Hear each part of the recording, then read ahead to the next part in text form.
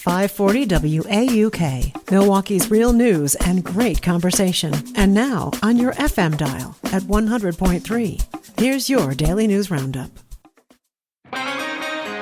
With local news on 540 WAUK on 100.3 FM, I'm Stuart J. Waddles. Fire crews in Cudahy pulled a man to safety after he got stuck on a cliff at Warnemount Park overnight. Officials say the call came in at around 3 a.m. and the Coast Guard was on standby and assisted with the rescue effort. The man was rescued without injuries. We're working on learning more. More severe weather is on the way for southeastern Wisconsin, where a flood watch remains in place until tomorrow afternoon. Forecasters say dense fog will be the first issue, but storms are expected to become stronger this afternoon and this evening. Some of the storms could produce large hail, damaging winds, and even a few tornadoes, along with heavy rain that could lead to flooding. The system should move out later tonight, leaving behind cooler and quieter weather for the weekend.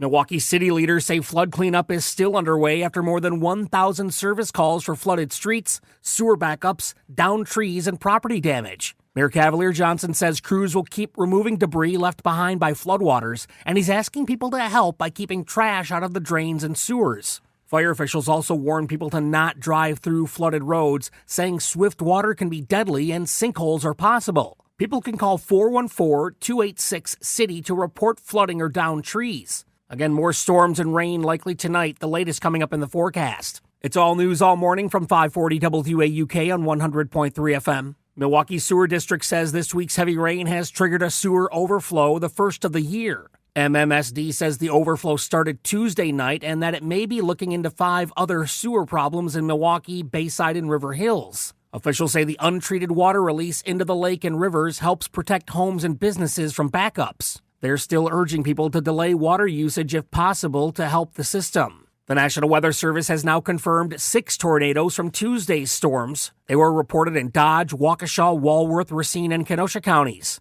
The strongest was an EF2 near Lisbon. In Kenosha County, Summers was hit by an EF1, while Racine County saw tornado damage near Waterford and Rochester. Crews are still assessing the damage as cleanup continues around the region.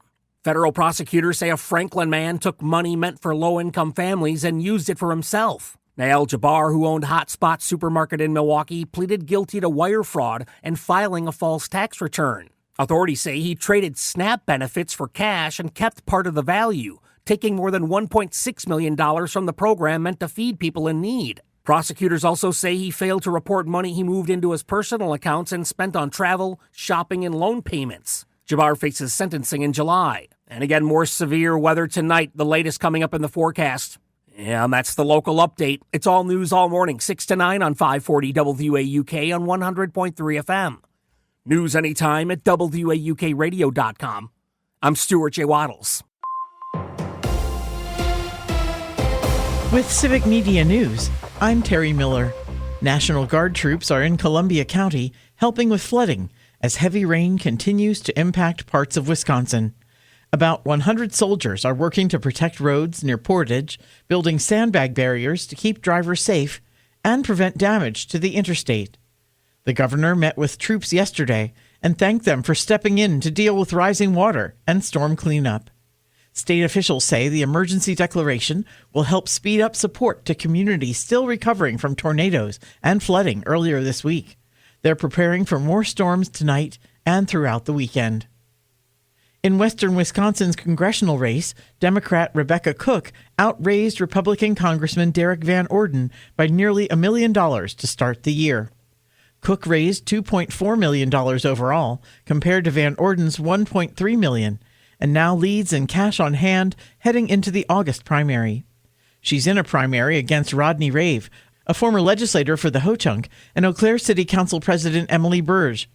Cook says she is returning donations tied to California Congressman Eric Swalwell after recent allegations of his past sexual assaults. He denies any wrongdoing.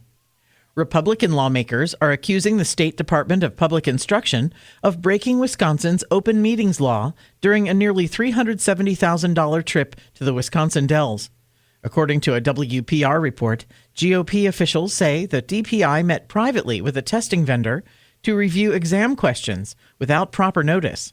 DPI officials told lawmakers the gathering involved educators, not public officials, and was properly documented. The Adams County District Attorney now has 20 days to decide whether to investigate. If not, a conservative group plans to sue.